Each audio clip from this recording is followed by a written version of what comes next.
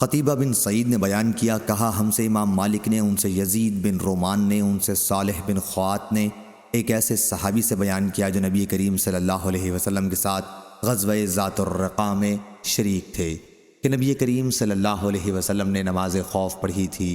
उसकी सूरत ये हुई थी कि पहले एक जमात ने आपकी इक़्तिदा में नमाज़ पढ़ी। उस वक्त दूसरी जमात मुसलमानों की दुश्मन के मुकाबले में खड़ी थी। हुज़ूर सल्लल्लाहु अलैहि वसल्लम ने उस जमात को जो आपके पीछे सफ़ में खड़ी थी एक रकअत नमाज खौफ पढ़ाई और इसके बाद आप खड़े रहे।